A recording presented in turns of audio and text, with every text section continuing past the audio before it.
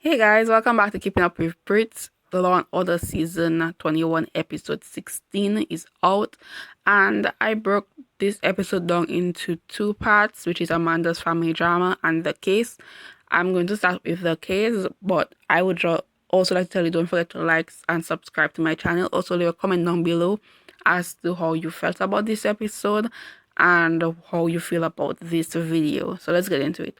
So the case. Amanda, we see, is actually having some knee problems and she's going to the doctor for them and getting help. Everybody knows about it, so it's not really a big secret. However, while she's at the doctor, she gets a phone call from her sister, which she ignores because, she's in a appointment and stuff, only to get another one saying that her sister OD that is actually in the hospital. Now, she also learns that her sister had a son, which is maybe about 2 or 3, who she left upstairs with a stranger while she went to the bathroom to school.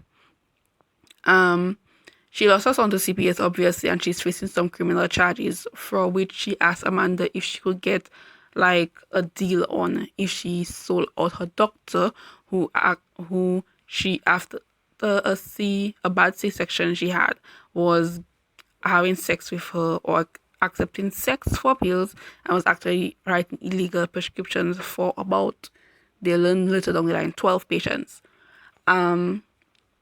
She brings it up to Olivia and also the boss, and they said, fine, let's do this. So Kat wanted to go undercover, obviously, she's our undercover girl, but Rollins was like, it's better if I go undercover because I have a better backstory than you, since Kim is my sister. She goes into the office and everything goes as planned, and they end up bursting into the office and catching the doctor with zip unzipped and the injection he was going to use in his penis in his hand, which drops to the floor. He's arrested, and you'd think the case was over there, but no. Miss Hadid, which is the sex crimes bureau chief and also Chris's boss, decided that she wants to go deeper because it seems that is something that's not just on the surface but something that goes deeper and beyond. So she decides to actually put Kat this time in to play a sales rep for the company which the man was buying from. So she meets up with one of the experienced sales rep who vets her and stuff and tells her about the company and how she can make how much money and stuff like that. And then the girl said how when she first started, the doctors told her, the boss told her that she had a PhD and she was certified for that position. PhD doesn't mean what you think it means. It means she was poor, hungry, and desperate, and that is why she made best for the position of a sales rep. Now, they dive into it, and appears that the company is actually one of Miss Hadid's friends, all friends, and I think also a past boyfriend's family company, pharmaceutical company, and she doesn't believe he knows anything about the things that are going on underground per se in his company. However, Benson decides to tag along with Kat as she goes on her first ever product launch, pharmaceutical product launch, actually, as a doctor, Dr. Benson, so that she could uncover who's the boss, while Kat uncovers, all the doctors that are doing the dirty. Kat gets her first doctor, and she and the sales rep who was vetting her actually went upstairs to have a threesome with him, where he is arrested. The person to down here is arrested. Well, everybody in the room is arrested, actually. And downstairs, Olivia's making leeway in finding out who is actually in charge. However, when she talks to one doctor, he's like, pretends like he doesn't know. And when she looks across the room, she sees that the man in charge, which is Miss Hadid's friend, is coming.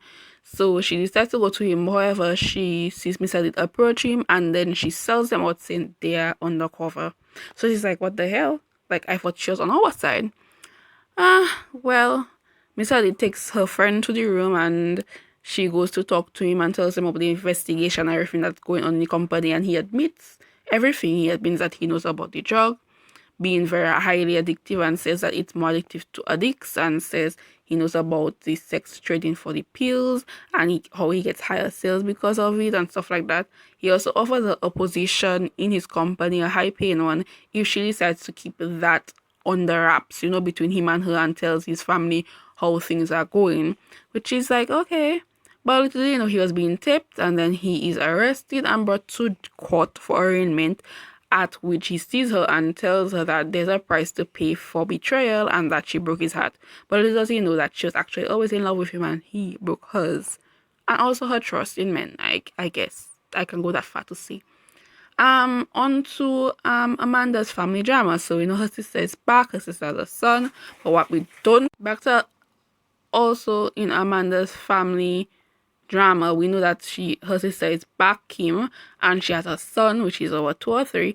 But what we don't know is that she actually called her father for help after, when she couldn't get Amanda in the beginning, and he is there. So when they get out of the hospital, he's there at her front door, and he asked if he could get to see his grandchildren, and said that he's changed and he has a new fiance, blah blah blah. She gives him a shot to see her children. He sees them, and he says he doesn't want to leave until he sees Kim's son, which is his other grandchild. Kim begs Amanda to make him stay the night, and she does. And they go off to court the next day so that she could get custody of her nephew. The judge was really resistant to it at first because she thought she had too much on her plate and she couldn't handle another child. But in the end, she agreed, and she got custody only if she decided to have supervised visits from her sister, and no drugs and alcohol in the home, which she agrees to. Obviously, she's sober. Yes. So then, when they go home with all the children and everything, she meets her father ODing, and it's her daughter that called her to say, "Stop it wrong with Grandpa." That's really ridiculous. The man is ODing right in front of everybody, and he falls off, and she calls 911. They bring him to the hospital, and he actually survives. After giving him Narcan and everything, he survives everything. And they talk to him, and obviously Kim is like, "Daddy, daddy," and she's like watching him like, "Really? I thought you changed." Well, they had to leave him because he had to be monitored overnight, only to go back to pick him up the next day, and he's gone. Now, Kim thinks he's dead. The doctor says he ripped the ivy out of his arm after trying to talk to him about, like, ways he can better his life and stuff like that. No, he didn't just leave. He left a letter and basically apologizing for leaving and saying that he isn't who he said he was, and also saying that Papa was a rolling stone, which means that he will continue to drugs till the day he dies. That was enough to scare Kim into not wanting to actually get out of prison. So she decided to go to prison because she said that's one of the places where she thinks she can get clean, because before she had a C-section and she had a son, she was clean all through her pregnancy and so on. So she wanted to get clean by deciding to go back to jail. And her son, well, she called her mother to come up to Manhattan to actually take care of her son. So that's that. So basically everything happened as is. Amanda's going to be having some more family drama in the remaining episodes, which I look forward and not forward to at the same time. Thanks for listening, watching, whatever, and I will see you next week.